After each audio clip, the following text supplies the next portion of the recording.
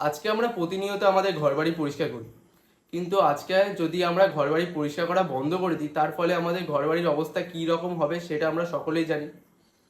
কিন্তু আজকে আমরাও বাইরে বেরোচ্ছি, বাইরে পলিউশন ভরা পরিবেশে ওইখানকার পলিউটেন্স আমাদের কিন্তু ভেতরে প্রবেশ করে।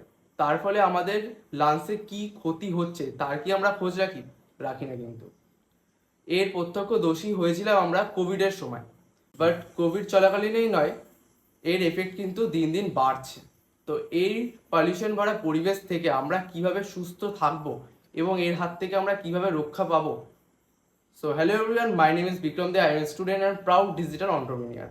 আজকে আমরা এই ভিডিওটার মাধ্যমে জানতে পারবো কিভাবে আমরা আমাদের লাংসকে ভালো রাখতে পারি। বাট তার আগে যারা আমার চ্যানেলে নতুন এসেছেন তারা অবশ্যই আমার চ্যানেলটিকে সাবস্ক্রাইব করে পাশে দিয়ে বেল আইকন বাটনটি প্রেস করে নেবেন, যাতে আমার ইনফরমেটিভ ভিডিও আপনার কাছে মিস না হয়ে যায়। আর বেশি দেরি না করে ভিডিওটি শুরু করা যায়। আজকে কি আমরা জানি যে আমাদের নিঃশ্বাস নেওয়াটা আমাদের জন্য কতটা প্রয়োজনীয়? গাড়ির কালো ধোঁয়া, কলকারখানার কালো ধোঁয়া, দূষিত বায়ু আজ আমাদের শ্বাস প্রশ্বাসের সমস্যার ভীষণভাবে দায়ী। আপনি খাদ্য ছাড়া কিছুদিন বাঁচতে পারবেন, জল ছাড়াও কিছুদিন বাঁচতে পারবেন, কিন্তু বিশুদ্ধ বায়ু ছাড়া আপনি কিন্তু এক মুহূর্ত বাঁচতে পারবেন না। যখনই আপনার শরীরে নিঃশ্বাসের দূষিত বায়ু প্রবেশ করছে, তখনই তার সাথে সাথে প্রচুর ধুলো, বালি, জীবাণু আপনার শরীরে তথা আপনার ফুসফুসে প্রবেশ করছে। থেকে আমাদের প্রচুর এয়ারবর্ন ডিজিজ হচ্ছে বা বায়ুবাহিত রোগ। দূষিত বায়ু শরীরে প্রবেশের ফলে প্রচুর পরিমাণ এয়ারবর্ন ডিজিজ বা বায়ুবাহিত রোগের সৃষ্টি হচ্ছে।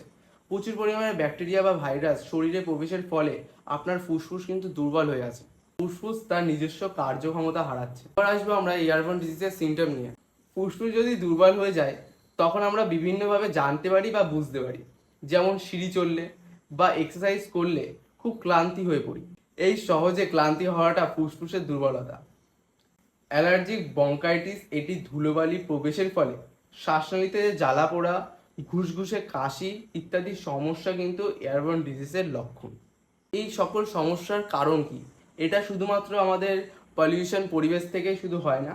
যেমন অ্যালার্জি, দুর্বল ফুসফুস, বংশগতভাবে এটাও হতে পারে। তো এই সকল সমস্যার প্রচলিত সমাধান মার্কেটে কি রকম ডোজ রয়েছে?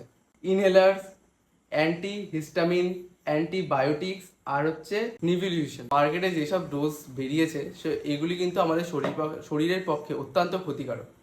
এগুলি আমাদের নেশাগ্রস্ত করে তোলে এবং আমাদের শরীরকে আরও দুর্বলের দিকে নিয়ে যায়। তো এই সকল সমস্যার কি কোনো সমাধান নেই? আজকে আমি নিয়ে এসেছি এলিমেন্টস ওয়েলনেস ব্র্যান্ডের আয়ুষ ওয়াশ নিয়ে। এটি কিন্তু একটি আয়ুষ প্রিমিয়াম সার্টিফাইড যুক্ত প্রোডাক্ট। ঠিক আছে, এটি একটি পুরোপুরি আয়ুর্বেদিক, এতে কোনো সাইড এফেক্ট নেই।